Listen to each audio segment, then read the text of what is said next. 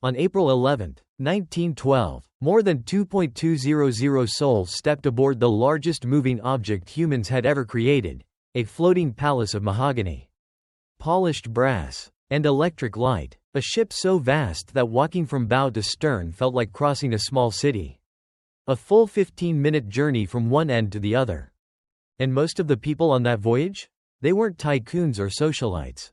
They were schoolteachers, shopkeepers, young couples on their honeymoon, ordinary, hardworking travelers who had saved for years to buy a ticket that promised not luxury, but the adventure of a lifetime. This is what daily life was truly like for a second-class passenger aboard the RMS Titanic. Before we cast off, a quick thing. If you're one of the people who drifts off to sleep listening to these, hit subscribe so you don't miss the next one. And as always, tell me where you're watching from and what time it is. Last week, someone commented that they were listening from an actual cruise ship. A cruise ship, listening to a Titanic story. I still think about that. Alright, we're heading back to April 1912 tonight. But hold on, get yourself comfortable first. I mean it, fix your pillows, grab that blanket, this one's worth settling in for. Your eyes open slowly. For a moment, you're not entirely sure where you are. The gentle hum beneath you. The slight sway. Then it comes back to you. You're aboard the RMS Titanic. Second-class cabin. Somewhere in the middle of the Atlantic Ocean. Not your bed at home. Not your familiar bedroom with the creaky floorboard by the door. This is a bunk made of solid mahogany. Polished to a rich shine. With sheets so crisp they practically crackle when you shift beneath them. And unlike your drafty room back in London, this cabin feels almost cozy. The White Star Line has apparently spared no expense. You sit up slowly, letting your eyes adjust to the soft light filtering through the porthole. Early morning, April 11th, your first full day at sea. Yesterday was boarding day at Southampton, and honestly, the whole thing passed in such a blur of porters and customs inspections and jostling crowds that you barely remember any of it. You do remember walking up the gangway, though. That part stuck with you. The ship had looked massive from the dock. Impossibly massive, like someone had taken an entire city block and decided to float it on the ocean. The hull stretched on forever in both directions. Painted black and white and gold. Still gleaming with that new ship shine. Millions of rivets dotting the steel plates. Each one hammered in by hand by some poor soul in Belfast. You'd stopped at the threshold, looking back one last time at the crowd waving from the pier. And then stepped aboard, into what felt less like a ship and more like a hotel that had gotten seriously lost. Wood-paneled corridors, electric lights, stewards in crisp white uniforms smiling and nodding as passengers shuffled past with their luggage. Everyone looking slightly dazed, slightly overwhelmed, everyone getting hopelessly turned around in the maze of staircases and passages. You'd found your cabin eventually. Dropped off your case. Raced topside to watch the big hemp ropes being cast off. And slowly, so slowly you could barely feel it, Titanic had begun to drift away from England. That was yesterday. Today you intend to actually explore this floating palace. Your roommate is already awake. A young man from Argentina. Dark hair falling across his forehead as he hunches over a book at the mahogany dressing table by the bed. You've exchanged a few words since boarding. Pleasant enough fellow. Traveling alone on his way to his brother's wedding in New York. But he seems more interested in his studies than conversation. Which suits you fine. There's something restful about sharing space with someone who doesn't feel the need to fill every silence with chatter. You swing your legs over the side of the bunk and take stock of the room. It's not first class, obviously. You've heard the papers going on about the parlor suites up there. Private promenades, sitting rooms with fireplaces. The sort of accommodations that cost more than your entire yearly salary.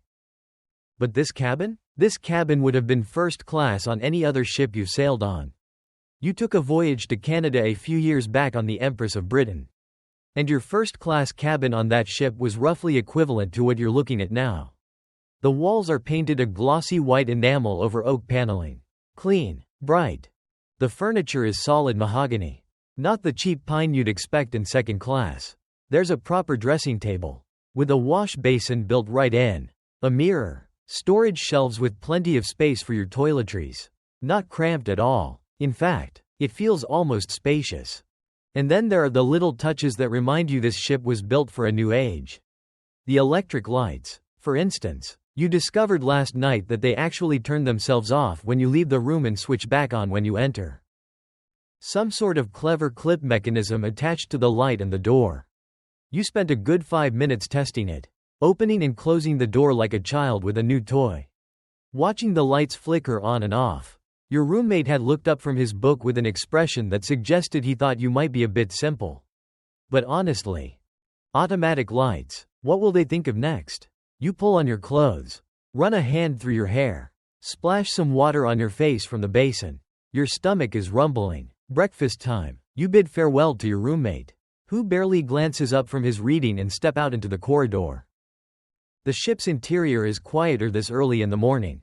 Most passengers still in their cabins.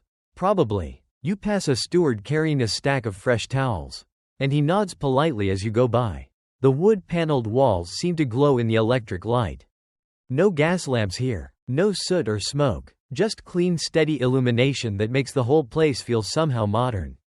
Somehow new, like the future itself has been stuffed into a hull and set afloat. You're heading for the second-class dining saloon, but you decide to take a small detour first.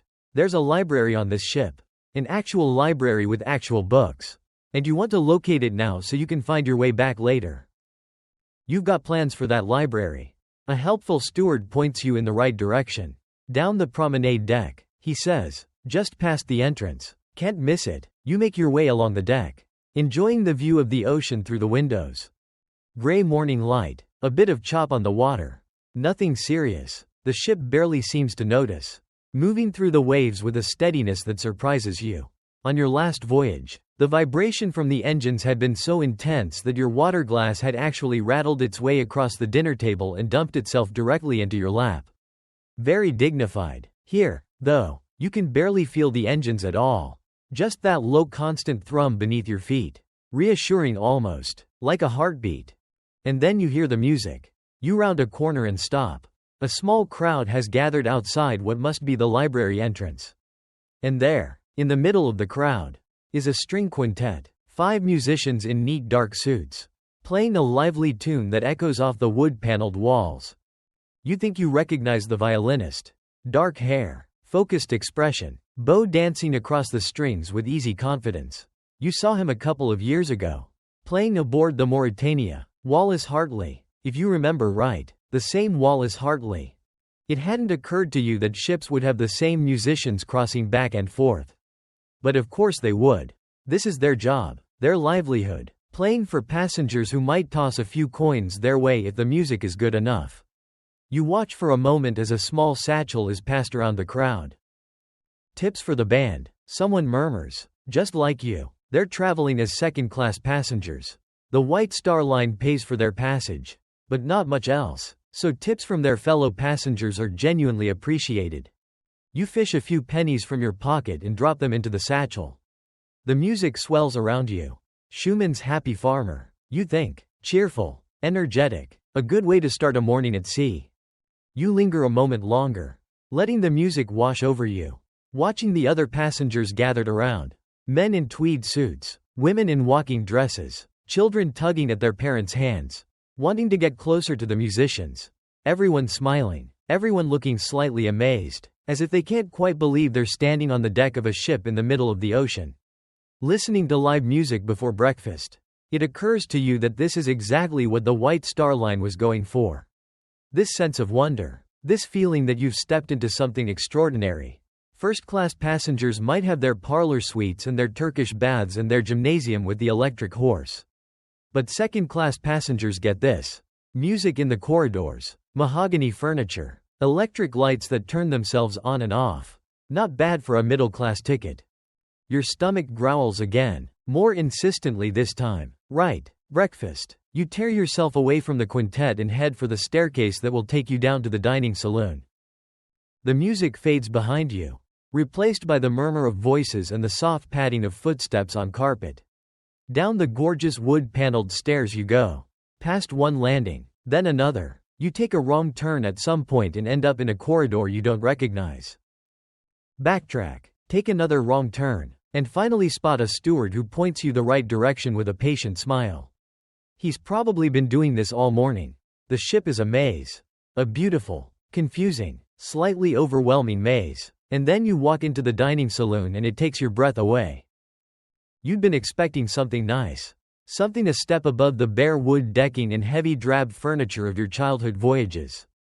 But this room is something else entirely. It's positively massive. The largest dining room you've ever seen on a ship. Stretching away in both directions. Lit by massive brass-rimmed portholes that let the morning light flood in from outside. Oak paneling covers the walls from floor to ceiling. Not painted, not whitewashed. Actual oak, rich and warm and gleaming. The floor beneath your feet is covered in linoleum tiles. Orange and buff, laid out in a pattern that makes the whole space feel light and airy. Despite its size, and everywhere you look, there are tables. Long tables with pristine white tablecloths flanked by elegant mahogany swivel chairs that have been bolted to the floor to prevent sliding. A pianist is playing something soft at the far end of the room. A piano in a dining room. On a ship, you shake your head slightly, trying to take it all in. This is second class. You remember sailing with your parents as a child, visiting relatives in America. The second-class dining rooms on those ships had been cramped and dark. Bare wood floors, dim lighting, food that was merely edible rather than actually good. And here you are, standing in a room that looks like it belongs in a grand hotel. Complete with live piano music and china plates with the white Star Line logo printed on them in red and blue. You scan the room for your assigned seat. The numbers are on small metal plaques on the backs of the chairs. You find yours eventually, near the middle of the room, and settle into the swivel chair. It's surprisingly comfortable, padded, covered in something that feels like leather. You could get used to this. A menu on the table lays out the options. Fruit to start, then Yarmouth bloaters, which are cold smoked herring. You've never much cared for those. Honestly. Oats and hominy, which is some kind of boiled corn. Ox kidneys and bacon, potatoes au gratin, sausage and mashed potatoes. Grilled ham and fried eggs. Buckwheat cakes with maple syrup. Bread rolls and scones. Tea and coffee. You opt for the ham and eggs. Classic. Reliable. And you end with the buckwheat cakes, which arrive lathered in jam and are frankly delicious. Simple food. Good food. Washed down with strong coffee that chases the last of the morning fog from your head.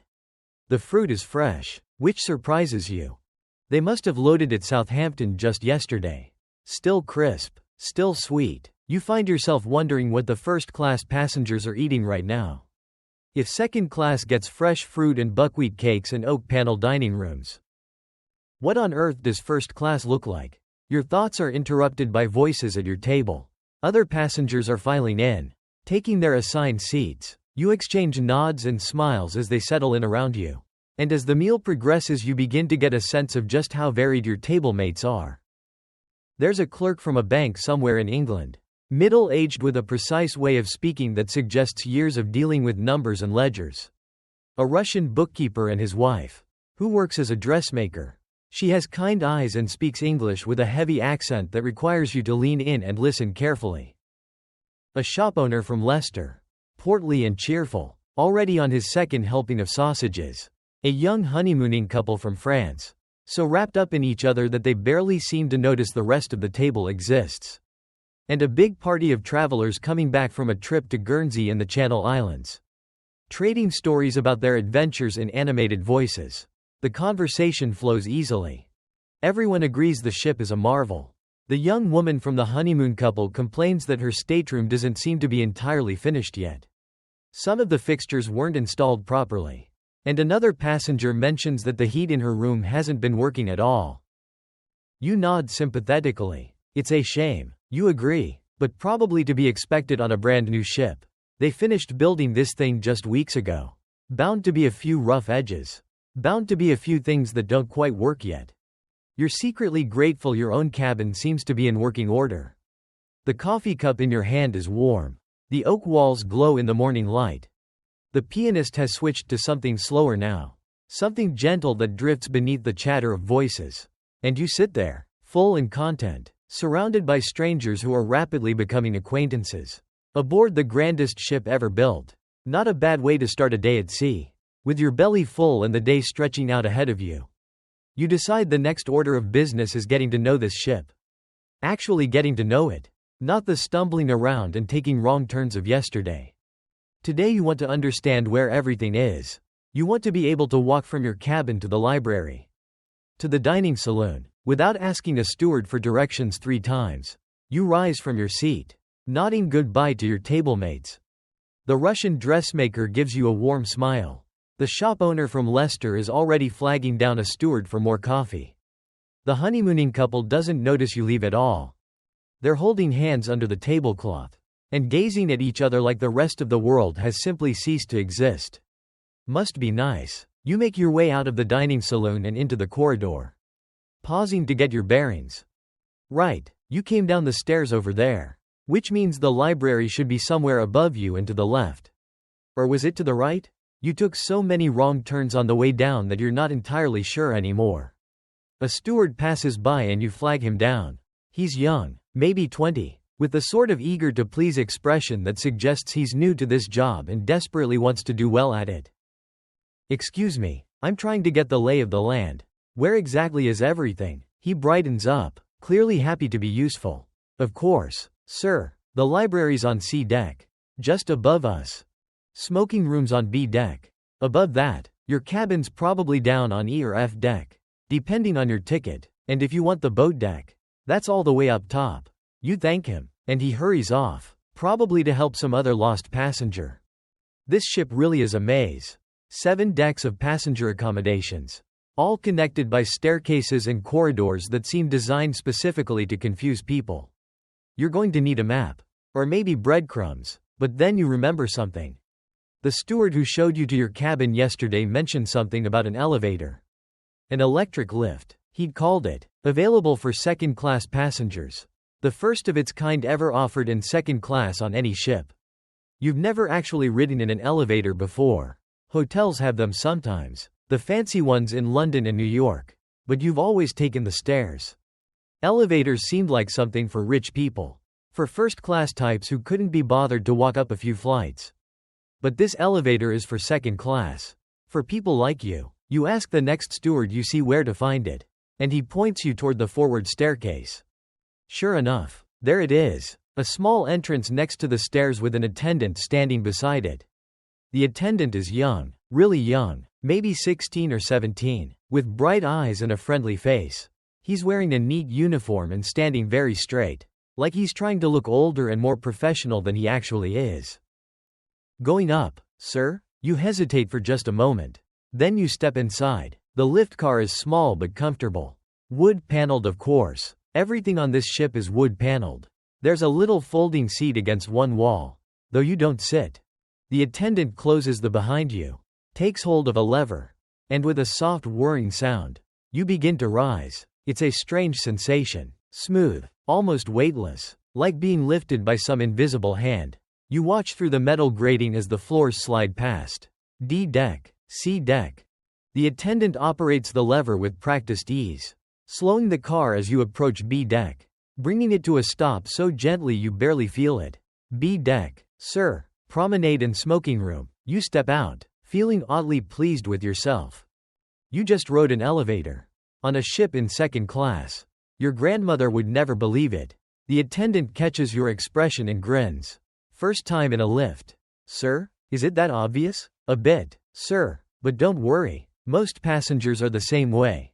They come up and down 3 or 4 times just to try it out. Wait times get a bit long sometimes because everyone wants a go. You can believe it. There's already a small queue forming behind you. Other passengers waiting for their turn to experience this novelty. You step aside to let them board. Must be nice, you say. Operating this thing all day? Quite the job. The young wistful passes across his features. He glances toward the doors that lead out to the promenade deck, where you can see passengers strolling past the windows, enjoying the fresh air. My, I wish I could go out there sometimes, he says quietly. And then the moment passes. Another passenger steps into the lift and the attendant's professional smile snaps back into place. He closes the gate, takes hold of the lever and begins his descent. You watch the car disappear downward. Feeling suddenly grateful that you're a passenger and not crew. That you get to wander wherever you like while that boy spends his voyage going up and down. Up and down, watching the ocean through windows he never gets to open.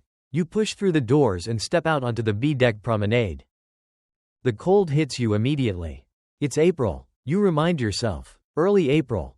The North Atlantic in spring. Of course it's cold, but knowing this doesn't make the wind any less sharp as it whips across the deck and cuts right through your jacket. Your cheeks sting. Your eyes water. You shove your hands into your pockets and walk toward the railing, hunching your shoulders against the chill. But the view. Oh, the view. The ocean stretches out in every direction.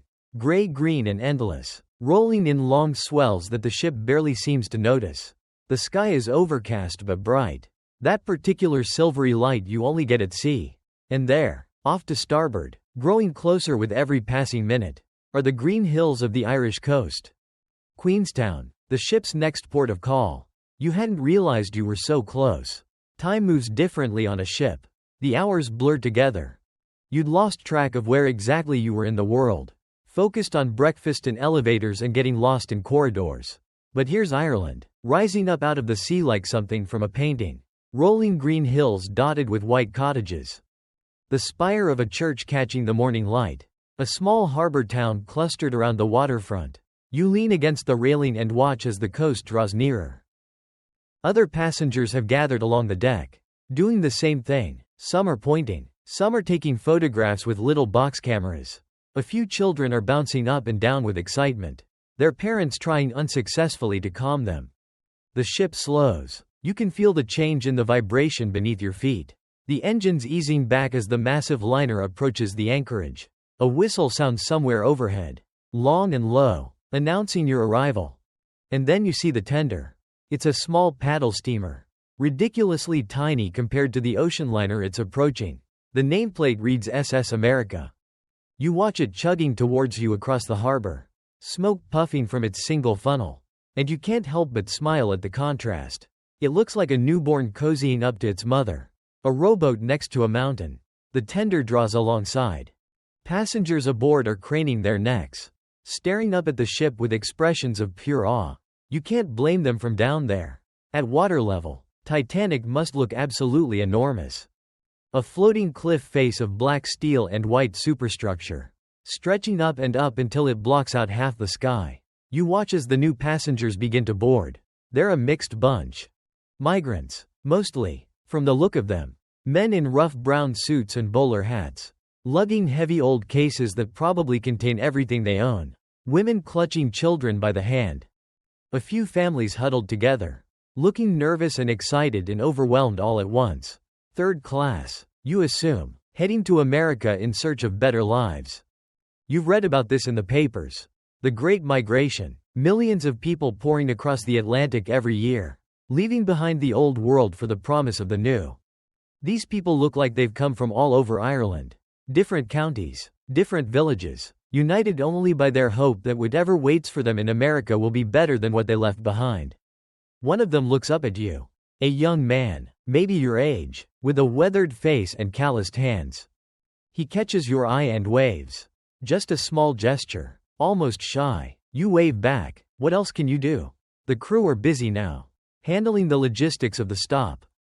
Big brown sacks of mail being loaded aboard. Luggage being hauled up from the tender. A few passengers actually disembarking here.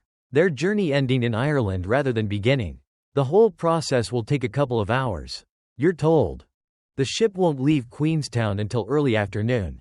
You realize, with a sudden pang of guilt, that you forgot to write to your family back home. You'd promised you would. A letter from the ship posted before you left European waters.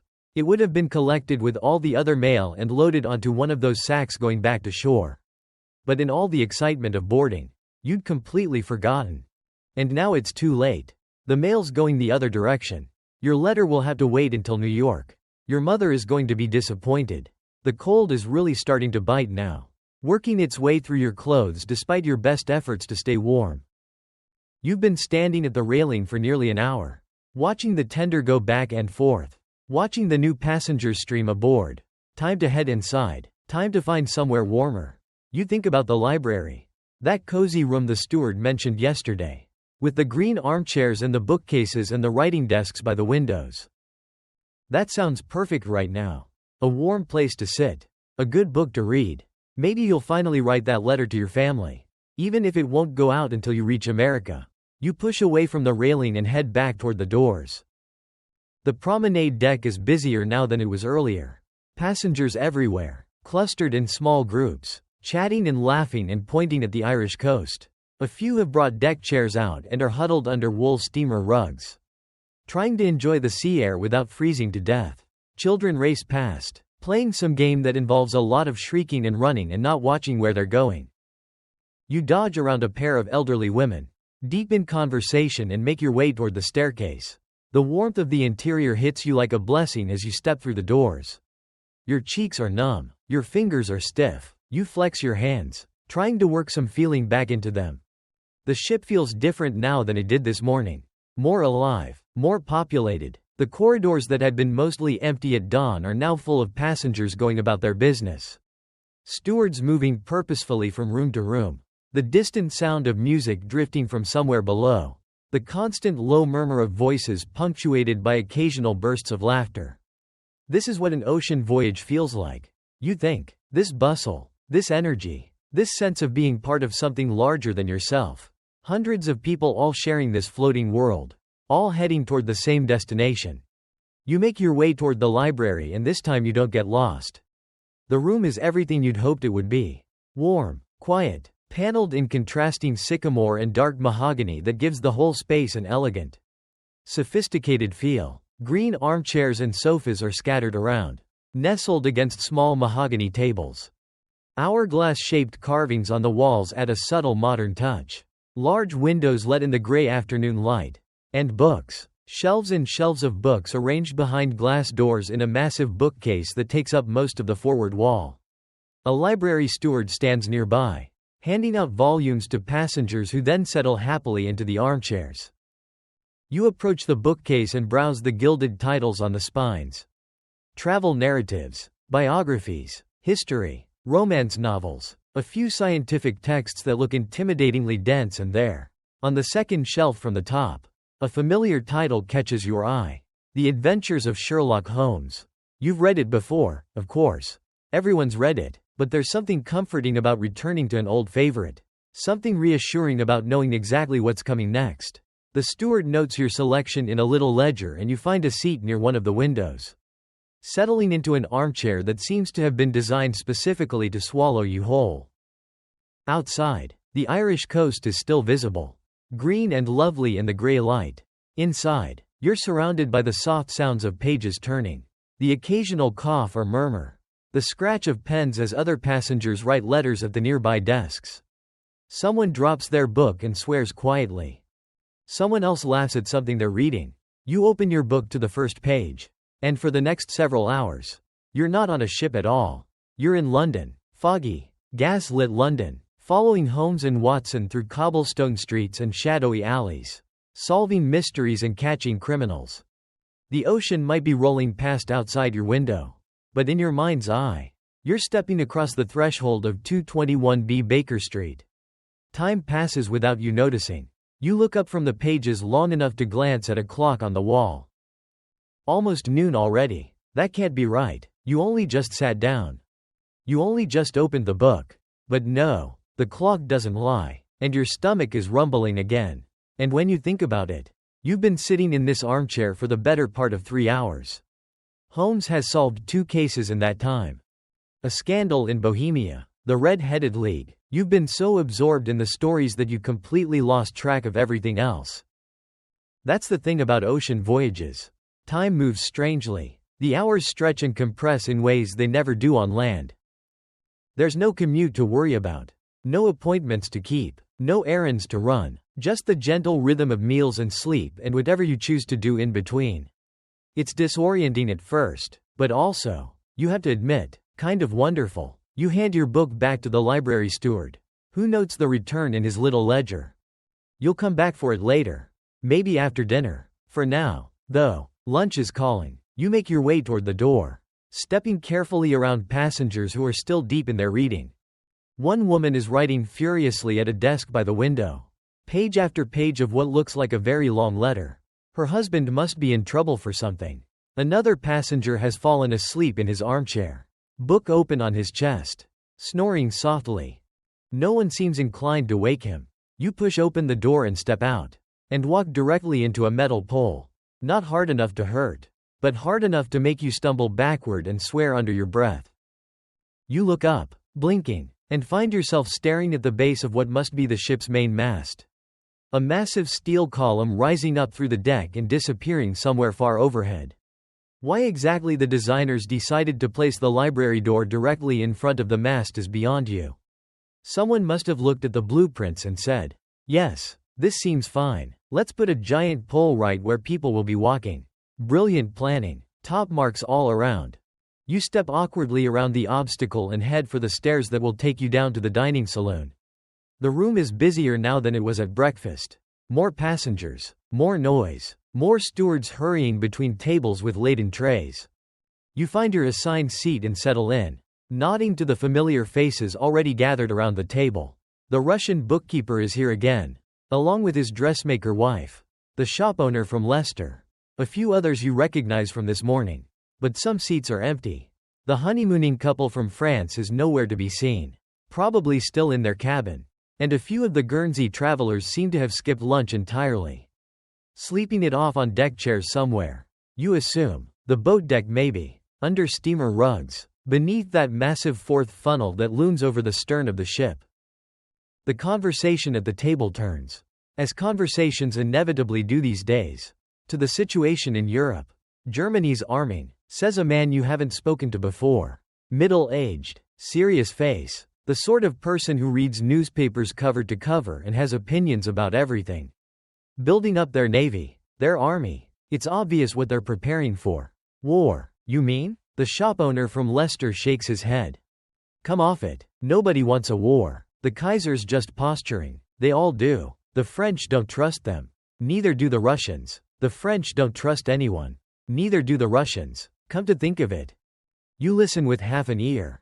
Not particularly interested in getting drawn into a political debate.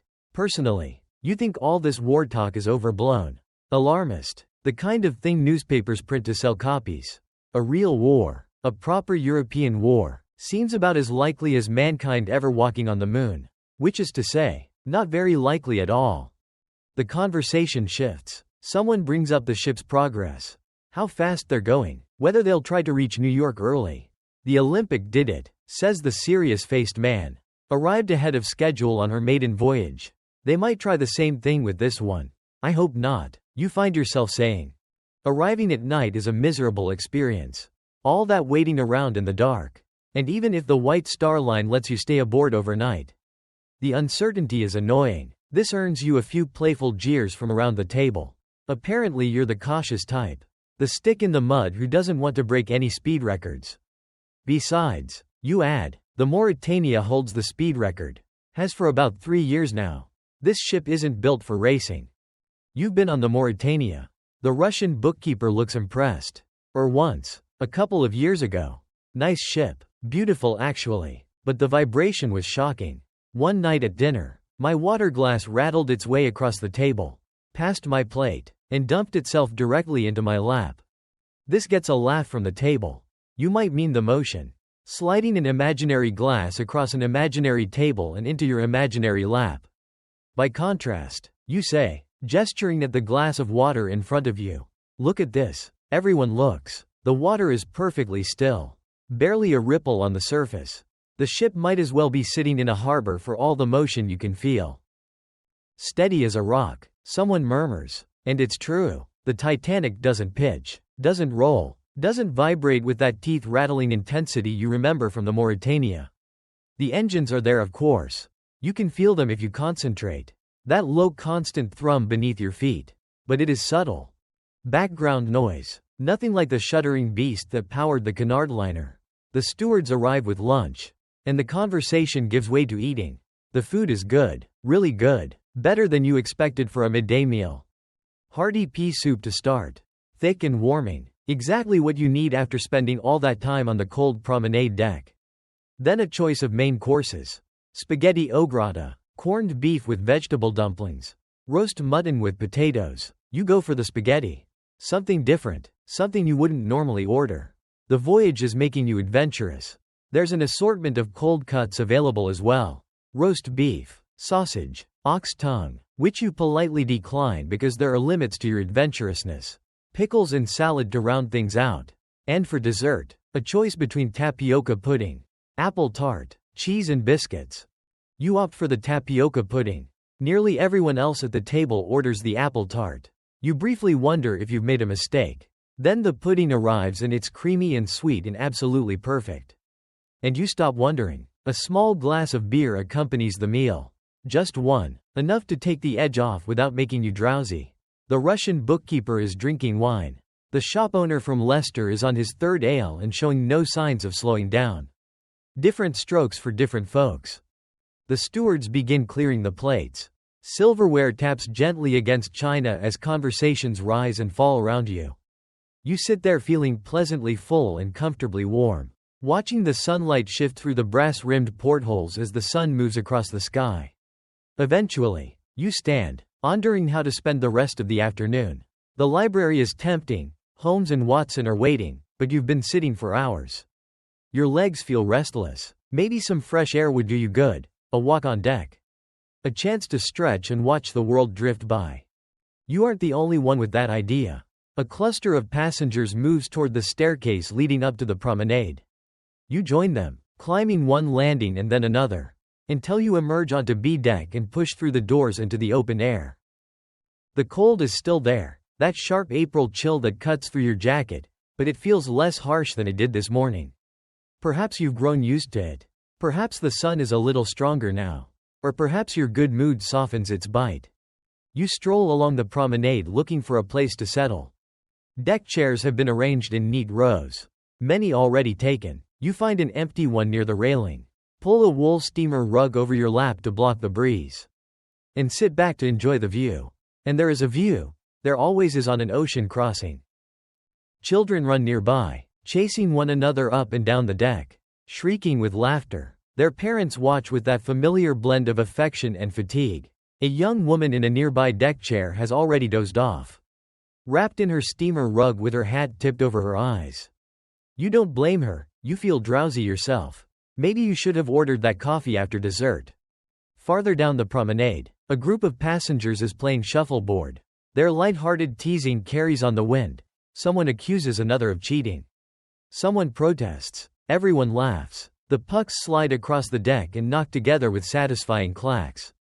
Strangers become friends on ships, it just happens. People who would never speak to each other on land end up sharing meals, stories, and long idle hours at sea. Barriers soften, conversations flow more freely. By the time you reach New York, you'll know half the life stories of the people at your dinner table. It's strange, but also comforting, this small pocket of community floating in the vastness of the Atlantic. The ocean stretches out to the horizon, gray and endless. Ireland has long vanished behind you, swallowed by distance and haze. Out here, there is nothing but water, sky, and this enormous ship pushing steadily westward. New York is still days away. Yet the distance doesn't trouble you. Somehow, the journey feels just as meaningful as the destination. You adjust the steamer rug around your legs and sink deeper into your deck chair. Beside you, a young man closes the journal he has been writing in and turns with a friendly smile. How are you enjoying the voyage so far? Normally, you wouldn't strike up a conversation with a stranger. At home, you might simply nod and return to watching the sea. But something about this ship, this small floating world, makes talking feel natural. Almost effortless. You turn to him fully and take in his appearance, dark suit, white collar, a clergyman, clearly, young too. Perhaps late 20s or early 30s. His kind eyes and warm expression put you at ease immediately. Marvelous, you say. The ship, I mean, it still feels unreal, like staying in a hotel that just happens to be moving. He laughs. I was thinking the same thing. I keep forgetting we're at sea.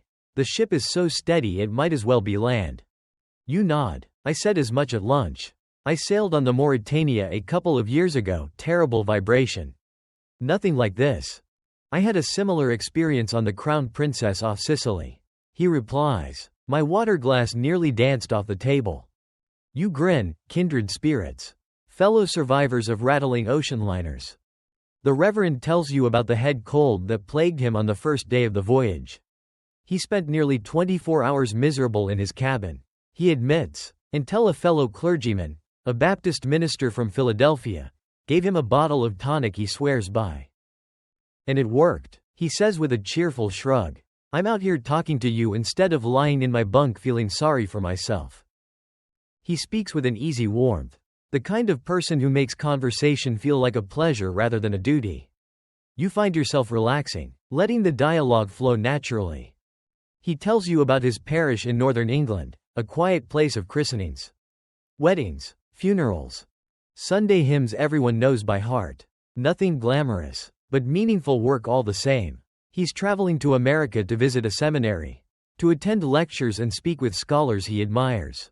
His eyes brighten when he talks about it, full of genuine enthusiasm. It's refreshing to meet someone who truly loves what he does. The conversation drifts, from the weather, to the ship's speed, to guesses about the arrival in New York. Neither of you seems eager to end it. Time stretches out gently, the way it does when there's nowhere in particular to be. Eventually, the Reverend wishes you a good afternoon and walks toward the stern. You're alone again, staring at the open sea, 1,500 miles of gray-green water between you and Greenland. Nothing but waves, wind, and sky. Drowsiness creeps in, after all that rich food and stillness. Your eyelids grow heavy, the steamer rug is warm, the engines hum steadily, almost soothing. Time to get up. Time to move before you fall asleep right there on the deck. You push yourself up from the deck chair and decide to head for the boat deck, the highest level a second-class passenger can access. People say the view up there is the best on the ship. And maybe the climb will shake off the drowsiness settling into your bones. 3 flights of stairs later, you're more awake than you expected to be. By the time you reach the boat deck, you're breathing harder than you'd care to admit. Perhaps you should have taken the elevator, but no. The exercise is probably good for you, especially after such a heavy lunch. You push through the door and step outside. The wind hits you immediately, sharper, colder, stronger than on the promenade. It tugs at your jacket, whips through your hair, and makes your eyes water. But the view is worth every step. From up here, the ship seems endless, stretching forward in a sweep of steel and rivets. Lifeboats hang neatly in their davits. Canvas covers tied down tight. Ropes and cables running overhead like the rigging of some enormous modern cathedral. And beyond all of it lies the Atlantic, gray, rolling, infinite, meeting the horizon in a thin pale line. You drift toward the stern, drawn by an impulse you can't quite explain. The boat deck is quieter than the lower levels, with more open space and fewer passengers. A group of children plays near the base of the 4th funnel. Their laughter carried away by the wind. One boy looks up and sticks his tongue out at you. For a moment you consider returning the gesture, but decide against it, hardly dignified for a respectable second-class traveler. You raise an eyebrow instead, which the boy pointedly ignores. At the railing, you lean forward and look down. Below, separated by both height and class, is the first-class promenade, and there they are, the wealthy, the celebrated, the names that fill newspapers and society columns. They stroll along in elegant coats and tailored suits, chatting, laughing, blissfully unaware that you're watching from above. You scan their faces, trying to match them to the names you know. That tall man with the neat mustache, could that be John Jacob Astor? The richest man on the ship? One of the richest men in the world? He's said to be traveling with his young wife, very young. If the gossip is true, their marriage caused quite a stir in the States. And the gentleman in the impeccably cut overcoat, Benjamin Guggenheim. Perhaps, the mining magnate? Rumor has it he's aboard as well, living in the luxurious way American millionaires always seem to. The woman beside him is graceful, stylish, and decidedly not his wife. If the whispers you've overheard are accurate, not that you repeat such gossip, their private affairs are none of your concern. Still, it's hard not to watch. These people, famous, powerful, endlessly discussed, look so ordinary from here. Just passengers walking a deck in the cold Atlantic wind. Money doesn't change the way a person puts one foot in front of the other. It doesn't make them taller or grander or more graceful. From the second-class railing, they're simply figures in fine clothing moving through the same sea air as everyone else. It feels strangely like looking into another world, one marked by ease, elegance, and a kind of casual confidence that only comes from never worrying about bills or work or the thousand small pressures of ordinary life. Yet here, from above, that world seems almost simple, almost human. For all the differences between you and the passengers below, you're all here together, same ship, same ocean, same destination. Whatever divides your lives on land feels strangely smaller out at sea. All of you are crossing the Atlantic on this enormous floating palace, carried by the same engines, headed for the same harbor. In its own way, it feels almost democratic, almost. You turn away from the railing and tilt your head back. The fourth funnel rises above you, massive and imposing, but something about it catches your eye. The three forward funnels are sending up thick clouds of smoke, great dark plumes that trail behind the ship like banners. But this one, the one directly overhead, is barely producing anything at all. Just a thin wisp, a fleeting curl of gray that vanishes almost as soon as it appears. Strange. Maybe the ship doesn't need all four funnels running at once. Maybe this one is mostly for show, built to make the Titanic look even more impressive from the outside. Or perhaps it vents the kitchens or some other machinery below. You're no engineer. You have no idea how these things work. But the oddity lingers in your mind. One of those little reminders of how much of this world remains a mystery to you. You stay at the stern for a while, watching the wake unfurl behind the ship. Two long white trails stretch across the grey water, reaching back toward the horizon, back toward Ireland, toward England, toward home. Your thoughts drift the same way, carrying you to your first voyage across the Atlantic. Years ago, you were a child then, traveling with your parents to visit relatives in America. The ship had seemed enormous, an adventure beyond imagining. But now, remembering it, you realize how simple it was. The rolling seas, the plain food, the hard beds, the cramped quarters. Sea travel has transformed since those days. The Titanic doesn't feel like a ship so much as a floating city, electric lights, elevators, dining rooms as elegant as the finest establishments on land, music drifting through the corridors, stewards everywhere, the hum of engines steady beneath your feet. You can sense it. You're witnessing history, traveling on the future itself. The world is shrinking. Journeys that once took months now take only days. And ships like this one, fast, steady, and incredibly comfortable, are making it possible for ordinary people to cross oceans almost as easily as traveling from one city to another. It's astonishing when you stop to think about it. But the cold is beginning to creep into your bones. The wind cuts through your jacket as if it were nothing. Time to head inside, to warm up, and to write that letter you promised your family. You had intended to send it from Queenstown, meant to have it ready for the last mail drop in Ireland. But in all the excitement you completely forgot. Now that chance is gone. The tender has left.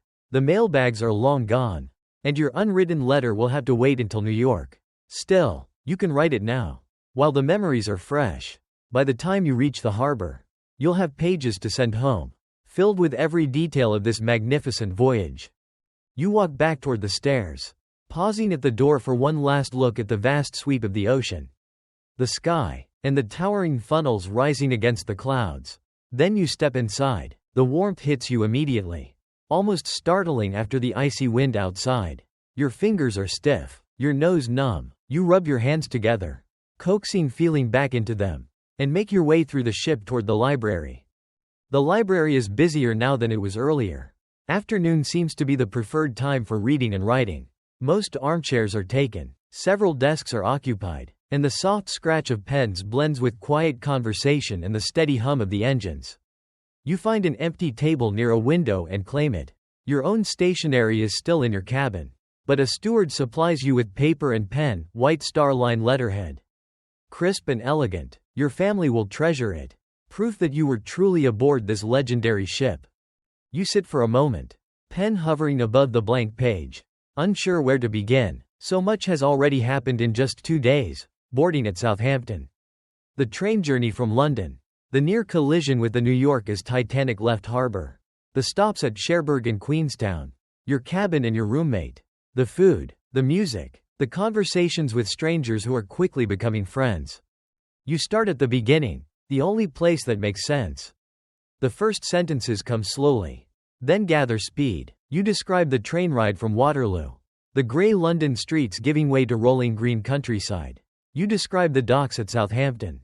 The crowds of passengers. The noise and excitement of departure day. You describe your first sight of Titanic, rising from the water like an iron cliff, and the feeling of stepping aboard, crossing from the ordinary world into something entirely new. You tell them about your cabin, the polished mahogany, the electric lights that switch on and off with a single button. Your Argentine roommate who stays up late reading.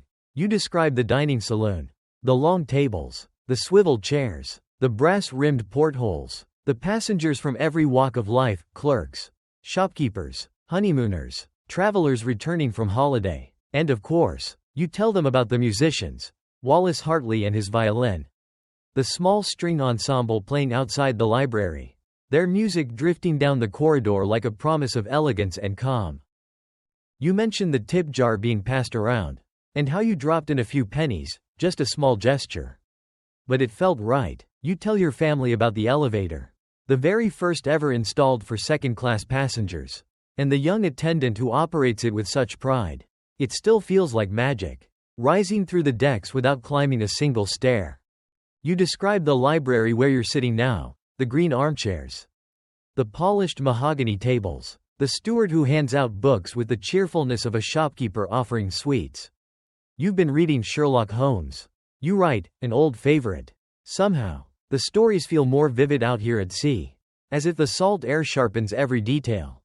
You tell them about the reverend you met on the promenade, his gentle eyes and easy manner, and how another passenger kindly offered him medicine for his cold. You write about watching Ireland fade into the distance, about the tender boats bringing new passengers aboard at Queenstown, and the migrants with their heavy luggage and hopeful faces as they stepped onto the gangway toward new lives. You apologize for not writing sooner. You had planned to prepare something for the mail drop in Ireland. But time slipped away from you. It always does on ships. Hours drift by the way waves do, quietly, steadily, without your noticing, until suddenly a whole day has passed and all you've done is eat, read, wander, and speak to strangers. The sun is sinking now, you can see it through the window, turning the clouds gold and soft rose. Afternoon is fading, evening is approaching. You sign the letter with love, seal it, and address the envelope in your neatest handwriting. There's a small wooden mailbox just outside the library. You saw it earlier. Mail is collected daily and stored until the ship reaches New York. You'll drop the letter there on your way out. By the time it reaches home, you'll already be in America, but that's all right. Your family will understand. You gather your things and stand. The library has thinned out. Many passengers have gone to change for dinner. A glance at the clock startles you. It's later than you thought. Nearly time to return to your cabin and dress for the evening meal. Dinner isn't like breakfast or lunch. Dinner is an occasion, the highlight of the day, served with all the grandeur the ship can muster. You need to look the part. You slip your letter into the little wooden box and hear it land softly atop the others. Then you head for the stairs, already thinking about what to wear. Your evening clothes are packed in your case, not extravagant. Nothing that would look out of place in second class, but respectable and proper. The sort of outfit that quietly says you know how to conduct yourself in polite company. The corridors are busier now. Passengers moving in both directions with the same purpose, change clothes. Prepare. Arrive in the dining saloon before the evening begins. Your assigned seat will be waiting. You have no choice in that, but still. Arriving on time feels important, as though it means you're treating the whole experience with the respect it deserves. It feels almost like honoring the occasion. You reach your cabin and push the door open. Your roommate is already inside, standing before the small mirror and adjusting his tie. He glances over as you enter and nods. Getting ready for dinner? You ask. Just about to, he replies, stepping aside to let you use the mirror. There's an unspoken rhythm to sharing a cabin with someone, a quiet give and take of space and timing. He finishes his toilette while you begin yours. You trade places at the wash basin without needing to speak. The two of you move around each other with the practiced ease of people who have learned to coexist in tight quarters. You open your case and take out your evening clothes. They feel different from your day wear, stiffer, more formal, like a costume meant for a role you're expected to play. You button your shirt carefully, making sure everything aligns: collar, cuffs, waistcoat. Dressing for dinner becomes its own little ritual, layer by layer, until you're transformed from an ordinary traveler into someone who looks perfectly at home at a proper evening affair. Your roommate finishes first. He gives himself one last examination in the mirror, smooths his hair, and heads for the door. "See you down there," he says. "Save me a seat." You raise an eyebrow. "We have assigned seats." He grins. "I know, just testing you." The door closes behind him, and you're left alone with your reflection. Not bad. Not bad at all. You look respectable, presentable, even like someone who knows which fork is which and how to hold a wineglass properly. Your family would be proud. Your mother especially, she always worried you'd embarrass yourself in polite company. You adjust your tie one last time and step out into the corridor. It's much busier now, passengers flowing in the same direction. Toward the stairs, toward the dining saloon, toward dinner. The variety of evening wear is remarkable. Second class, it turns out, contains multitudes. Some men are dressed to the absolute hilt: white tie, stiff collars, immaculate tails. They look as though they've wandered down from first class by accident. As if they should be dining with the Astors rather than with bookkeepers and shopkeepers. Others are simpler, wearing their finer day clothes: a decent suit, a clean shirt, nothing extravagant but perfectly presentable. And then there are the daring ones. The men embracing the newest American trend: black tie, or tuxedos, named after some country club in New York where the style supposedly began. Similar to white tie, but softer, less rigid, no tails, no strangling collar, a more comfortable bow tie. You fall somewhere in the middle. Not flashy enough to be mistaken for the white tie elite, but polished enough to stand confidently among everyone else. That suits you. You've never been the type to stand out. The dining saloon is transformed. It's the same room where you ate breakfast and lunch, the same oak paneling, the same brass-rimmed portholes, the same long tables draped in crisp white cloths. But something about the evening changes it entirely. The glow of electric lamps warming the wood, the rising murmur of conversation, the gentle clink of glass and silver. It feels different now. It feels special. You find your assigned seat and settle in. Most of your table mates are already there. The Russian bookkeeper and his wife, the shop owner from Leicester, a few others you recognize from earlier meals. Everyone looks scrubbed and polished and ready for a proper evening out. Champagne is being served. You accept a glass without hesitation. The bubbles tickle your nose as you bring it to your lips. It's good champagne too, crisp and dry and refreshing. Not that you're any kind of expert, but you know enough to appreciate quality when you taste it. The menu arrives and your eyes go wide. This is not like breakfast. This is not like lunch. This is a proper feast. Consommé tapioca to start. A light soup, clear and delicate, with little beads of tapioca floating in the broth. It sounds unusual, but it's supposed to be quite refined. The kind of thing they serve at fancy dinner parties in London. Then baked haddock, fresh fish, properly prepared, not the dried, salted stuff you're used to at home. Real fish caught somewhere in the cold waters of the Atlantic and cooked to perfection by the ship's chefs. After that, a choice of mains. Curried chicken, popular in Britain since the last century. Ever since the empire got its hooks into India and started bringing back spices. Spring lamb with mint sauce. Or roast turkey with cranberry sauce. An American touch that's been creeping onto British tables for the past few decades. You go for the lamb. Rare, very little mint sauce. You've always preferred to taste the meat itself rather than drowning it in condiments. The conversation at the table flows easily. Everyone's in a good mood. The champagne helps with that. So does the food. So does the general atmosphere of the room, which feels warm and convivial and utterly removed from the gray Atlantic rolling past outside. The pianist at the far end of the room has switched to something slower now. Something elegant. You don't recognize the piece, but it suits the mood perfectly. Background music. The kind that makes you feel sophisticated just for being in the same room with it. A steward refills your champagne glass without being asked. You didn't even notice it was empty. The service on this ship is remarkable. Attentive without being intrusive. Present without being overbearing. You've been in restaurants where the waiters hover over you like vultures, watching every bite, swooping in the moment you set down your fork. Here they seem to know exactly when you need them and exactly when you don't. The Russian dressmaker is telling a story about a client in St. Petersburg who wanted a gown made entirely of peacock feathers. Not a gown with peacock feather trim. An entire gown made of feathers. Her husband translates in fits and starts, pausing to laugh at parts that apparently don't translate well into English. She wanted to look like a bird. He explains. A very large, very expensive bird. Did she get her gown? Someone asks. The dressmaker launches into a long response in Russian, full of hand gestures and dramatic expressions.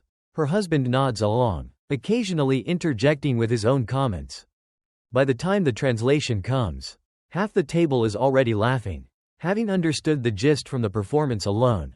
She got her gown. She wore it once, to a ball, and a dog chased her through 3 rooms before anyone could catch it. The table erupts. You can picture it perfectly. Some society matron in a ridiculous feathered gown, running from a yapping terrier. Feathers flying everywhere. The kind of story that's funny because it happened to someone else. Someone brings up Dr. Freud. You perk up at the name. You've read about him in the papers. The Austrian doctor with the wild theories about dreams and the unconscious mind. Very controversial. Very modern. The sort of thing intellectuals argue about at dinner parties exactly like this one. Do you think he's aboard? Someone asks. Up in first class? Freud? No idea. Why would he be? I don't know. Seems like the sort of person who might travel on a ship like this. All those rich Americans going to see him for treatment. Maybe he's going the other way. You have nothing to contribute to this particular debate. You barely understand what Freud actually does. Something about analyzing people's childhood memories. Something about mothers. The details escape you, but it's interesting to listen to others discuss it. Interesting to hear what people think about these modern ideas that seem to be reshaping the world. The conversation shifts. Someone mentions Roald Amundsen. Now this you know about. The Norwegian explorer. The man who raced to the South Pole and won. It was all over the papers just last month. His expedition reaching Tasmania. The confirmation that he'd beaten the British team. The news that poor Captain Scott was still out there somewhere struggling toward a goal that had already been claimed. No alcohol on the entire expedition. An American at the table cuts in. Did you read that? Not a drop. The whole way to the pole and back. And they didn't touch a single drink. You look down at your champagne glass with something like despair. Months in the frozen Antarctic. Hauling sleds across endless ice. Temperatures cold enough to freeze your breath solid. And no alcohol to take the edge off. Madness. Absolute madness. I couldn't do it, you say. I'd last about 3 days before I demanded to be sent home. This gets a laugh from the table. You're not much of a drinker really. A glass of beer with lunch. Champagne at dinner. Nothing excessive. But the idea of going without entirely, especially in conditions like that, seems almost inhuman. The stewards arrive with the main course. And conversation gives way to eating. The lamb is excellent, tender and pink in the middle, with just a hint of char on the outside. The potatoes are creamy and buttery. The vegetables are fresh and properly seasoned. Whoever's running the kitchen knows what they're doing. This is restaurant quality food. Hotel quality. The kind of meal you'd expect to pay good money for on land. And here you are, getting it included in the price of your ticket. The shop owner from Leicester is on his second helping of lamb. He catches you watching and shrugs. When am I going to get lamb this good again? Might as well enjoy it while I can. He has a point. You eye your own plate, wondering if you could manage a second helping yourself. Probably not. There's still dessert to consider. And you've already had the soup and the fish and more champagne than is strictly sensible. But it's tempting. It's all tempting. That's the danger of ships. You think. The meals come so frequently. And the food is so good. And there's nothing much to do between meals except sit around and digest. You're going to gain weight on this voyage. Everyone does. It's practically guaranteed. You've heard the newspapers boast that second class on the Titanic rivals first class on other ships. You'd been skeptical at first. It sounded like marketing fluff. The sort of overblown praise companies print to justify their ticket prices. But now, sitting here with a glass of champagne in hand and a plate of perfectly cooked lamb before you, you're beginning to believe it. If this is second class, Then what must first class be like? Gilded plates? Servants waving palm fronds? Diamond-studded cutlery? Probably not, but the thought makes you smile. Dessert arrives, more choices. Plum pudding, wine jelly, American ice cream, a coconut sandwich, or a cheese board for those who prefer something savory. You choose the plum pudding. It's rich and heavy and almost certainly too much after everything else you've eaten. But you don't care. Tonight is a special occasion. Calories don't count at sea, everyone knows that. The pudding is drenched in brandy sauce that glows under the lamps. You take the first bite and close your eyes. Perfect, dense, fruity, warm, the kind of dessert that makes you want to loosen your waistcoat and sink into your chair for the rest of the evening. Around you, other passengers seem equally pleased. Even the French honeymooners emerge briefly from their bubble of affection to praise the food. The meal winds down slowly. No one is in any hurry to leave. The champagne has left everyone pleasantly flushed. The food comfortably full, and the whole room hums with warmth and easy companionship. This, you think, is what travel should be. Not simply crossing an ocean. Not merely enduring the days between departure and arrival. But enjoying every moment of the journey itself. Savoring it. Letting it become an experience worth remembering. The Titanic makes that effortless, almost unavoidable. You look around at your tablemates. The Russian bookkeeper and his wife laughing at a private joke. The shop owner from Leicester, rosy-cheeked after too much wine. The young French honeymooners holding hands under the table like schoolchildren. Strangers, all of them, people you hadn't known existed until yesterday. People whose lives will intersect with yours for only a handful of days and never again. And yet tonight, they feel like friends, like family, almost. That's the strange magic of ships. Ocean travel compresses time, accelerates connection, turns strangers into confidants in the span of an evening. By now it's just after 9:30. The night is still young, far too early to retreat to your cabin. You push back your chair and consider your options. A small group from your table begins discussing plans. Bridge, someone suggests. In the smoking room, care to join us? You hesitate. You're not much of a card player, truthfully. You never have been. Your aunt used to play bridge. And she tried to teach you once. Years ago. But the rules never really stuck. Something about trumps and tricks and bidding, it all felt needlessly complicated. Still, the invitation is tempting, not for the cards, but for the company, for an excuse to stay up a little longer, for the chance to visit another part of the ship you haven't yet explored. Why not? You hear yourself say, I'll give it a try. The group rises from the table, 5 of you in total. Enough for a proper game with room for a spectator or two. You follow them out of the dining saloon, leaving behind the warm light and the fading scent of good food. The elevator lobby is crowded as always. A small crowd waiting for their turn to ride. You consider joining them, but one of your companions shakes his head. Stairs will be faster. He's right. By the time the elevator arrives and everyone squeezes inside, you could already be on B deck. So you climb, one flight, then another, your buttons pulling slightly after that large meal. Your breath coming a little quicker than you'd like. Note to self. Fewer second helpings of plum pudding. You reach B deck a bit winded but otherwise fine. The smoking room is forward. Through a door that opens into a haze of cigar smoke so thick you can almost taste it. Your eyes water. Your nose stings. But you push through, following your companions inside. And what a room it is. Oak paneling everywhere, rich, dark, polished to a mirror sheen. Deep green leather chairs clustered around small tables. The whole space resembling a gentleman's club. The sort of place where important men discuss important matters over expensive cigars. You sink into one of the chairs, it practically envelops you. Soft and welcoming. Exactly what your body needs after a long day of walking, eating, and wandering the ship. A steward appears at your elbow carrying a tray of cigars and a menu of spirits. You choose a cigar almost at random, Cuban. You think, the name on the band unfamiliar but impressive. The steward clips the end, offers you a flame, and suddenly you're sitting there, a lit cigar in hand, feeling entirely too sophisticated for your own good. The spirits menu is extraordinary. Whiskies from Scotland and Ireland, French brandies, Caribbean rums, everything you could imagine and plenty you've never heard of. One listing catches your eye, a 54-year-old cognac. Denis Monnier. You do the math. That means it was distilled around 1858, before the American Civil War. Before your parents were born. That bottle has been aging quietly in some French cellar while the world reinvented itself over and over. There's something almost sacred about that. You order a glass. The steward returns with the cigar tray once more. And this time you take longer to study the options. There it is, Hoyo de Monterrey. Cuban. It's band elegant. The wrapper smooth and oily. The good stuff. The kind of cigar wealthy men smoke in private clubs while negotiating deals that reshape lives. And here you are, a second-class passenger, smoking the same thing.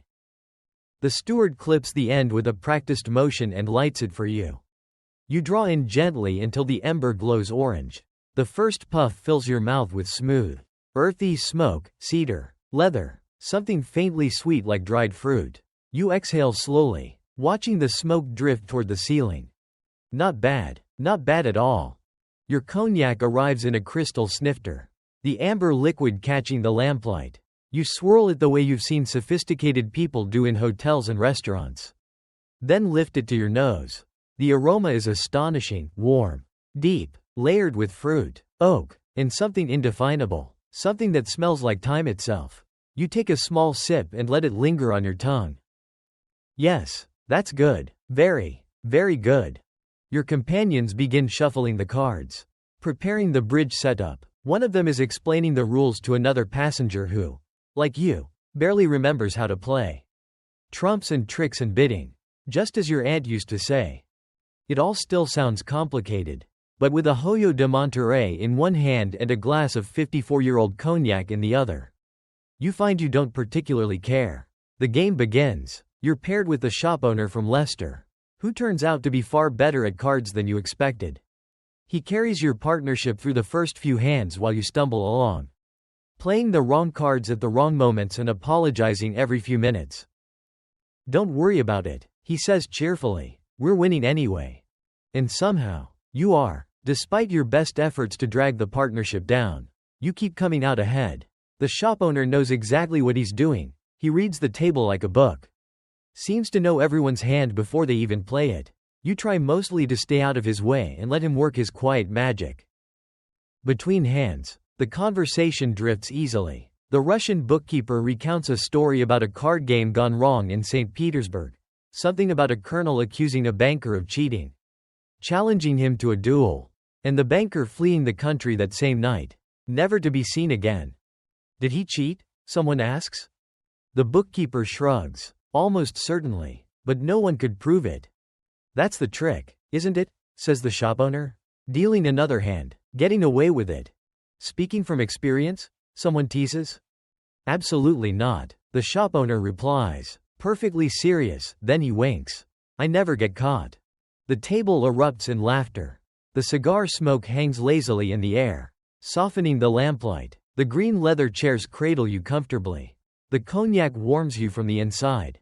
This, you think, is how life ought to be: good company, good drink, good tobacco, and no responsibilities except to enjoy the moment. The next hand goes badly for your side. The shop owner pulls a face as he tallies the score.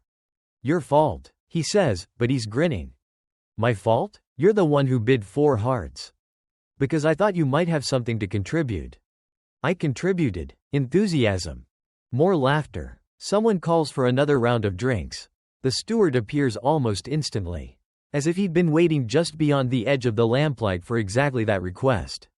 Fresh glasses. Fresh cigars for anyone who wants them. The night stretches on, warm and unhurried. Someone recalls a voyage on the Oceanic years ago, a card game that started after dinner and didn't end until breakfast was being served. The stewards had to bring tea and toast to the table because no one would break for food. Who won? You ask. No one. We declared a draw. Everyone was too tired to count the score. That's the best kind of game, the shop owner says. The kind where winning doesn't matter. The clock on the wall slips past 10. Then 1/2 past. Then 11. The smoking room slowly thins out, passengers drifting toward their cabins. Tables emptying. Stewards clearing glasses and ashtrays with the unhurried patience of people who know the night is nearly done. Your cigar, your Hoyo de Monterrey, is down to a glowing stub.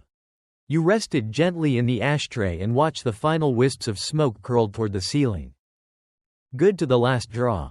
Worth every penny of the tip you'll leave. Your cognac glass is empty. Refilled twice already over the course of the evening. You think about ordering a third but decide against it. There's a pleasant warmth in your head. A comfortable looseness in your limbs. Any more and you'll tip over that invisible line between pleasantly buzzed and properly drunk. Better to stop while you're ahead. The bridge game is winding down anyway. Your partner stretches and yawns. One of the others rubs his eyes. The lively energy that filled the room an hour ago has softened into something quieter. Slower. I think that's me done for the night. Someone says. There are nods all around. Murmurs of agreement. One by one, the players push back their chairs and rise. You stand more cautiously, testing your balance. Everything seems to work, your legs steady. Your head clear enough. The cognac was strong, but not that strong. You'll make it back to your cabin without embarrassing yourself. You bid everyone good evening. Exchange handshakes. And promise to meet again tomorrow. Maybe another round of bridge. Maybe just drinks in the smoking room. You'll see how you feel. Same time tomorrow? The shop owner asks. If I can remember how to play by then. You won't, but that's half the fun. Then you step out into the corridor. Leaving behind the smoke, the soft lamplight, the fading chatter. The ship feels different at this hour, quieter. Stiller. Most passengers have retired for the night. The corridors that were bustling a few hours ago are nearly empty now. Save for the occasional steward making his rounds or a wandering night owl like yourself. You pause at a window and look out into the darkness. There's nothing to see, just blackness. The ocean is out there, heaving beneath the hull, but it's invisible. The stars are out there too, scattered somewhere above, but the glass reflects your own face instead, lit by corridor lamps, erasing the world beyond. It's strange, being out here in the middle of nothing. Stranger still how quickly you've grown used to it. This morning, standing on the promenade deck watching Ireland fade into the distance, you'd felt a pang, not homesickness exactly. Just the sharp awareness of how far you were from anything solid or familiar. Now, barely 12 hours later, the ship feels like the most solid thing in existence. The only world that matters. England is behind you. America ahead, but for now there is only this corridor, this ship, this night. Your footsteps echo softly on the linoleum as you head toward your cabin. The orange and buff tiles gleam under the electric lights. You'd forgotten about the tiles, such a small detail. Yet it gives the place a warmth, a sense of intentional design. A steward passes, carrying a tray of empty glasses. He nods politely. You nod back. Ships run on these small courtesies. You've noticed the quiet, unspoken acknowledgments between strangers that keep everything moving smoothly. The silent agreements to treat one another with basic respect. You pass another window and this time you don't bother stopping. The darkness is still there, it will be there all night. You don't need to keep checking. It's a short walk to your cabin. One of the pleasures of second class on the Titanic is how compact everything feels. Dining saloon, library, smoking room, staterooms, all gathered neatly in the same part of the ship. No endless treks through labyrinthine corridors. No weaving through unfamiliar decks. Well, you did get lost this morning. Several times, but you're learning. Give it a day or two more and you'll know this ship like the back of your hand. The designers understood that comfort isn't only fine furnishings and good meals, it's convenience. The ease of moving through a space without thinking too hard about it. You reach your door and let yourself in. The cabin is dim. Your roommate is awake, a book open across his lap, a small reading lamp casting a warm circle of yellow light against the pages. He looks up, blinks, nods. Good evening. Very good, you say, easing the door shut. Bridge in the smoking room. I'm terrible at it. I'm sure you did fine. I had a good partner. He did all the work. I just tried not to ruin anything. He smiles. That's the secret to most things in life, isn't it? Find someone competent and stay out of their way. Words to live by. He marks his place and sets the book down. I heard them shuffling cards when I passed by earlier. Sounded like quite the crowd. It was. Must have been 20, 30 people at one point. Thinned out toward the end. Everyone turning in. The voyage does that. Makes people pleasantly tired. Sea air. I suppose. And the food. And the champagne. That too. He lifts the book again. Well, enjoy your rest. You move quietly, trying not to disturb him. Evening clothes come off piece by piece, jacket, waistcoat, shirt. Each item hung carefully in the wardrobe. The mahogany doors gliding shut without a sound. Your nightclothes wait where you left them, neatly folded. The wash basin offers cold water. You splash your face, feeling the sharp shock clear away the last edges of cognac fog. The mirror shows a tired face, but a happy one. A face that's had a genuinely good day. You brush your teeth, run a comb through your hair. The familiar rituals of night. Your bunk waits. That plush mahogany frame. Crisp white sheets. A pillow soft enough to melt into. Suddenly it feels impossible that you've been awake for so many hours. You slip beneath the covers, letting the warmth pull you inward. What are you reading? You ask. He holds up the book so you can see the cover, something in Spanish. A novel by the look of it. Any good? My brother swears it changed his life. He shrugs. So far it's just making me sleepy. That's not such a bad thing. You say, on a ship, I mean. True. He turns another page. Good night. Good night. A whole hidden city beneath your feet. Men working in blistering heat so that you and everyone else aboard can enjoy warm meals. Electric lights, soft beds, and quiet nights like this one. You picture them, faces smeared with coal dust, shirts damp with sweat, the clang of shovels, the roar of the furnaces. Their world is fire and steel. So different from yours, yet without them none of this would exist. It's strange, you think. How many lives fit inside a single ship? How many separate universes stacked on top of each other? Each one humming along, each one necessary. Your mind drifts again, slipping further into that warm twilight where thoughts wander of their own accord. You think of the captain. A man you've only glimpsed from afar, white beard, steady eyes, the kind of quiet confidence that makes you trust him without question. What must it be like to command a ship like this? To carry the responsibility of thousands of lives? Does he sleep easily? Does he ever wake at night and listen? The same way you're listening now. To the engines thrumming deep below. To the creak of steel and wood. And feel the weight of it all pressing on him? Or does long experience make it effortless? Just another voyage? Another crossing? Another thought drifts in, slow and soft. The ocean itself. Always there, just beyond the walls, surrounding the ship in every direction. You haven't seen it tonight. Only darkness reflected back at you. But you can feel it, the vastness, the depth, the cold. Some part of you is aware that you're floating on nothing but water and engineering. Moving through a world where humans were never meant to be. And yet you feel safe. Completely safe. Wrapped in warm sheets. Listening to the engine's gentle heartbeat. The mattress shifts slightly beneath you as the ship rolls. Barely noticeable unless you're paying attention. You sink deeper into it, letting the motion lull you. You can still hear your roommate turning pages now and then. Slow and steady. He's nearly asleep too. You can tell by the sluggish rhythm of the paper. Your thoughts circle back to the people you've met. The tiny fragments of lives you've glimpsed. The mother with 2 children in matching coats, shepherding them through the corridor with patient exhaustion. The elderly couple who took their tea in the library every afternoon. Sitting so close their shoulders touched. The woman you passed on the promenade deck wrapped in a shawl. Staring out into the void as though searching for something. All of them going somewhere. All of them carrying their own invisible cargo. It occurs to you that the Titanic is more than a ship. It's a cross-section of humanity. Every kind of person, every kind of story, all compressed into these decks for a few brief days. Lives intersecting in ways they never would have on land. You wonder how many friendships will form here. How many romances? How many quarrels? How many memories that will last a lifetime? You wonder what stories will be told after the voyage is over. Stories about the food, the grandeur, the people met in passing. Another soft creak from the wooden paneling. Another faint murmur from the corridor. Another slow inhale from your roommate. Your eyelids grow heavier.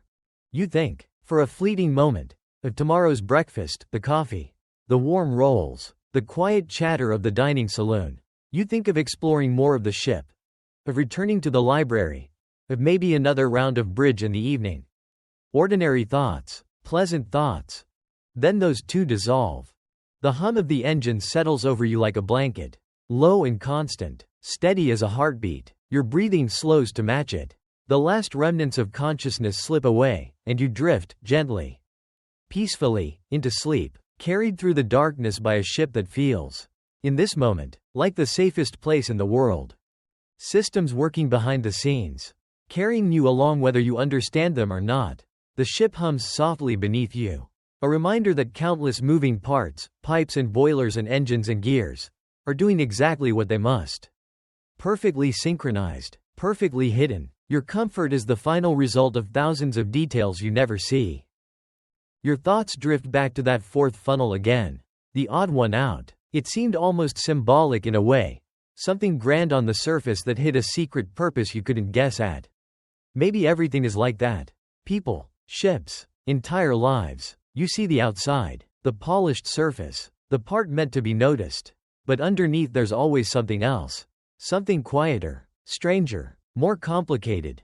Your mind softens around the idea. The day is dissolving into something warm and indistinct now. The edges blurring. You remember the breakfast table again. The jam on the buckwheat cakes. The steam curling up from your coffee cup. The chatter from every direction. That woman with the unfinished stateroom seems almost funny in retrospect. Her frustration had felt so sharp at the time. But now it feels small. Almost tender in its way. A reminder that everyone brings their own expectations aboard. Everyone carries their own ideal version of this voyage. You think of the honeymooners again. The way they held hands under the table. As though the entire world existed only in the space between their palms. You wonder if they'll remember this voyage decades from now as the beginning of everything. The first chapter of a long, intertwined life. If they'll look back and laugh about the food. The cold wind. The absurd luxury of it all. Your thoughts tumble onward. The library comes back to you next, the green armchairs. The quiet dignity of the room. The soft afternoon light spreading across the carpet. The book you were reading, strange how Sherlock Holmes, a fictional detective chasing criminals through foggy London, felt so real in that moment. As real as the ocean slipping past the windows. Books blur the line between places. You think, they make faraway lives feel close. They make strangers feel familiar. You wonder how many other passengers read the same stories today. How many turned the same page while seated a few rooms away from you. Ireland floats into your mind again. Green and distant, you picture the young emigrants climbing aboard. Entire futures packed into trunks and canvas bags. You remember that boy who waved, the moment so small it barely lasted a second. Yet somehow it lingers now. Glowing softly in the back of your mind. You wonder if he's asleep. If he's warm. If he's dreaming of New York or simply dreaming of home. You think of the letter you wrote earlier. The careful script. The white star-lined stationery. The quiet scratch of the pen. You imagine your family unfolding it in a cozy room far away. Reading your words slowly. Smiling at your descriptions. Feeling close to you despite the miles. Letters are bridges. You reflect. Thin but sturdy ones. They carry pieces of us across impossible distances. Your mind grows heavier. Even your thoughts feel slower now. As though they're drifting through syrup. You try to imagine tomorrow, breakfast. The library. Conversation with familiar faces. The rhythm of meals and walks and small pleasures. A simple pattern, but a comforting one. The ship settles you into it without effort. Like slipping into a current that knows where it's going. Your roommate's breathing is steady now. Deep and even. The lamplight under the door has dimmed. Somewhere far below, you can sense the engines pulsing. A heartbeat you've grown accustomed to without meaning to. One last thought flickers through your mind, about how vast the ocean is. How tiny the ship must seem from above.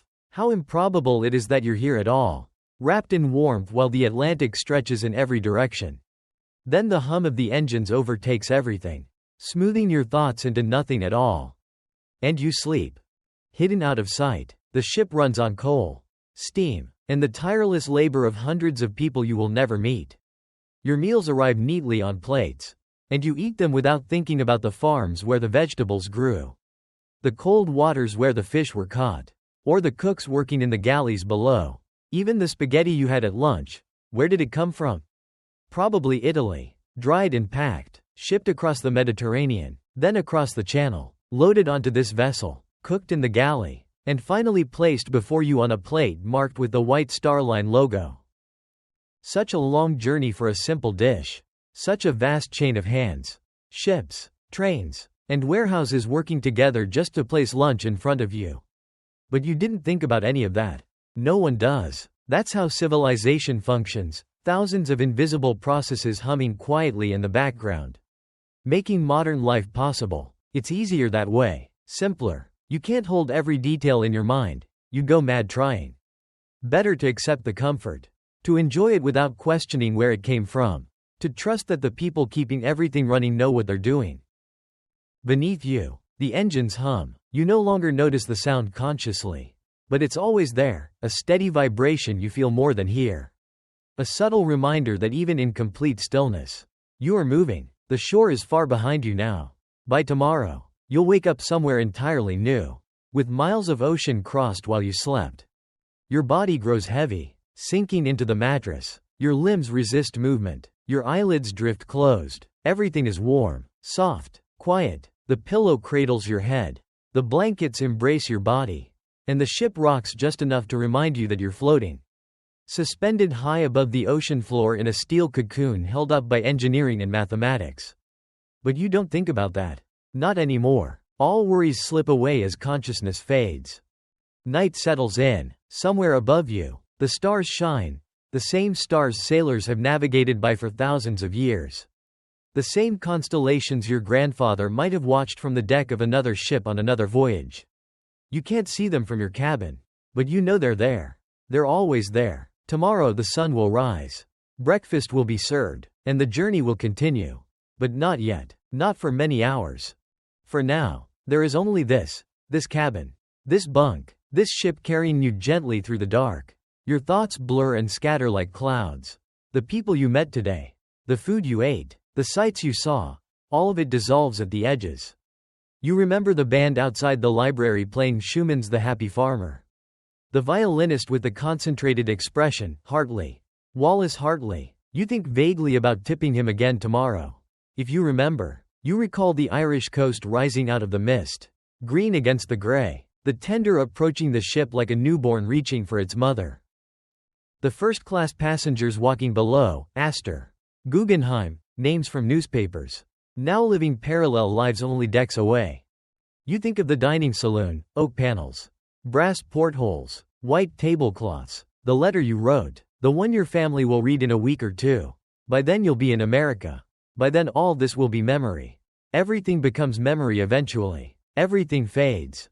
But not tonight. Tonight you are still here. Still aboard. Still crossing. The engines continue their low, steady song. The stars continue their slow turning. And you continue sinking, deeper, softer, slower, into sleep. You don't remember the moment you finally drift off. One moment you're thinking about Wallace Hartley, the letter you wrote, the Irish coastline falling away behind you, and the next, nothing, a gap in your awareness, a missing piece of time. Then the dreams arrive, gentle, formless, drifting through your mind like mist rolling through a valley. You dream of home, but only in fragments. The kitchen table from childhood breakfasts, your mother humming while she worked, the creak of the third stair that always betrayed your late-night footsteps. Small things, ordinary things, details you never think about when awake but that sleep brings back with perfect clarity. You dream of the ocean too, not the gray Atlantic outside your cabin, but an older memory, a childhood beach, sand warm between your toes, cold waves rushing up your legs. Your father calling you back from the water. And the ship sails on. The ocean has always been there, hasn't it? At the edge of your life, marking the boundary between the world you know and all the worlds you don't. You grew up on an island. After all, the sea was never far away. And now you're crossing it, right now, even as you dream of beaches and childhood summers. While you sleep, you're being carried across thousands of miles of water, driven forward by steam and steel toward a continent you've never seen.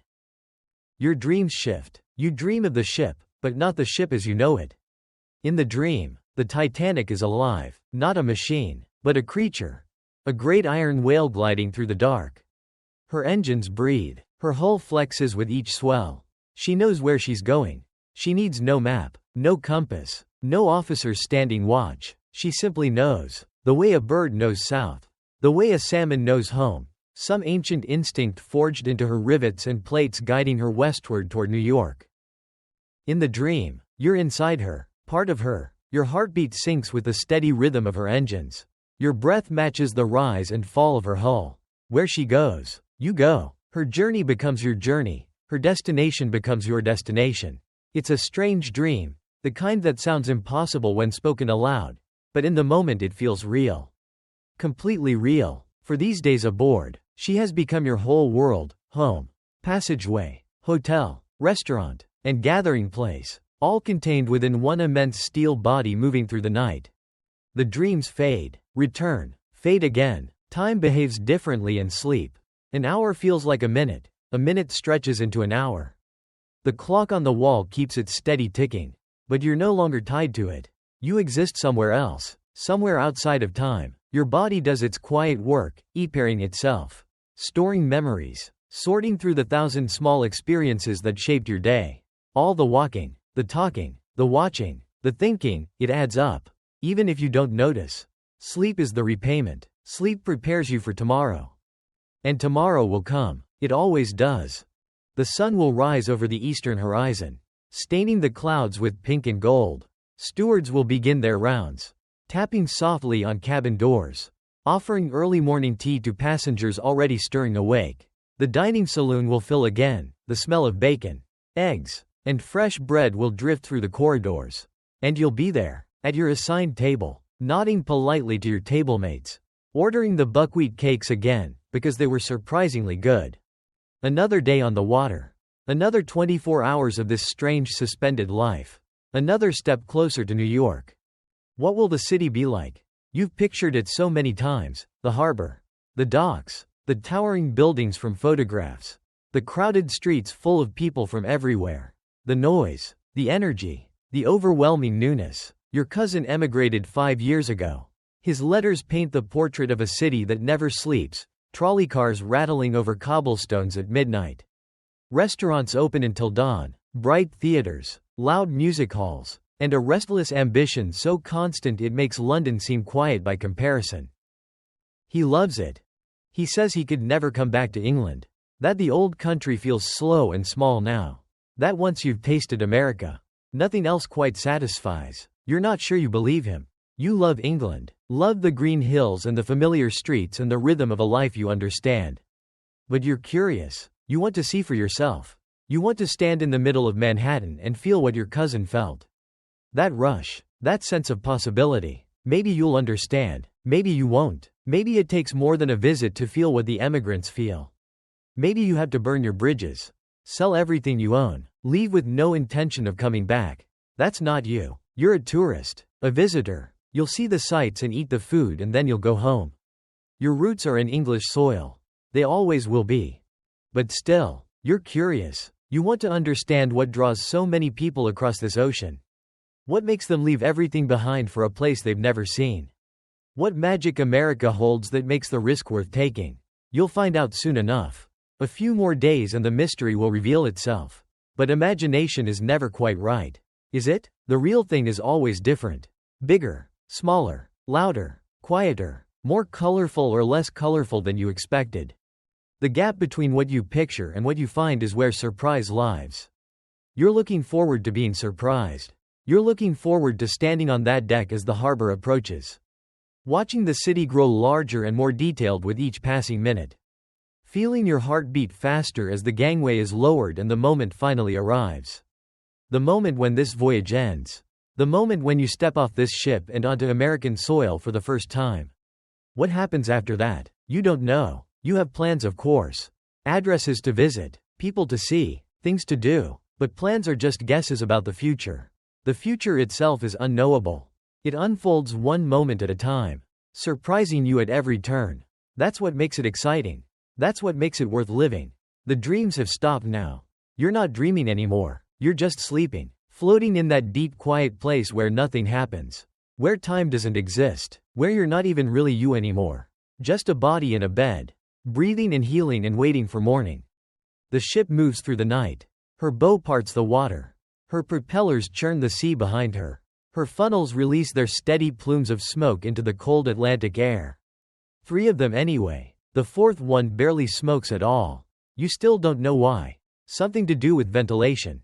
Maybe. Or symmetry. Or some engineering reason that would make perfect sense if someone explained it to you.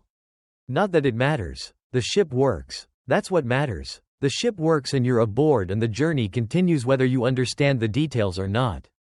Inside, over 1,000 passengers sleep in their bunks. Rich and poor, first class and steerage, young and old, families and solitary travelers, honeymooners and widowers, emigrants fleeing poverty and tourists seeking adventure. Each one wrapped in their own dreams, their own hopes, their own fears, all of them being carried forward together whether they know it or not. The French honeymooners wrapped in each other's arms, dreaming of the life they'll build together. The Russian bookkeeper dreaming of whatever bookkeepers dream about. The shop owner from Leicester perhaps dreaming of cards and cognac and good company, and you dreaming of nothing at all. Floating in the deep quiet darkness of real sleep. The crew works through the night. Officers on the bridge watching the horizon, checking the instruments, making the small adjustments that keep the ship on course. Stokers in the engine rooms shoveling coal, feeding the fires that power this enormous machine. Stewards preparing for morning, laying out silverware, folding napkins, making sure everything is ready for the passengers when they wake. The ship is never really asleep. She just pretends to be. Behind the quiet corridors and the darkened portholes, everything keeps running, everything keeps moving. The heart of this mechanical giant never stops beating. And you're part of it now. One of the 1,000 souls she's carrying. One of the stories she's transporting from one shore to another. What will you tell people when you get home? How will you describe this voyage? The words don't exist yet. You haven't found them, but somewhere in your sleeping mind, they're forming, impressions settling into sentences, moments crystallizing into stories. You'll tell them about the dining saloon, the oak paneling, the brass portholes, the way the morning light spilled through them like something sacred. You'll describe the band, Wallace Hartley with his violin, the tip jar quietly making its rounds, Schumann's Happy Farmer echoing against the wood-paneled walls. You'll tell them about the library, the green armchairs, the steward handing out books, the quiet hours you spent with Sherlock Holmes while the Atlantic drifted past outside. You'll talk about the people, the Russian bookkeeper, the French honeymooners, the shopkeeper from Leicester who played bridge better than anyone you've ever met, the reverend with the head cold and the gentle eyes. You'll tell them it was the most extraordinary voyage of your life. And they'll believe you, because it will be written all over your face the moment you walk through the door. But that's later. Weeks from now. A future not yet lived. Right now there is only this cabin, this bunk, this ship. Your roommate is asleep in the bed across from you. His book finally closed, his breathing slow and steady. The engines hum their quiet lullaby beneath the deck. The stars wheel above, unseen, but present, marking the hours until dawn. And you lie in the middle of it all. Safe, warm, comfortable, exactly where you're meant to be. The Titanic carries you forward, through darkness, through cold, through the vast, empty sweep of the North Atlantic, toward morning, toward breakfast, toward another day of this remarkable, impossible, once-in-a-lifetime crossing. You don't know what tomorrow will bring. No one ever does. That's part of being alive. But you know it will bring something, another day of experiences.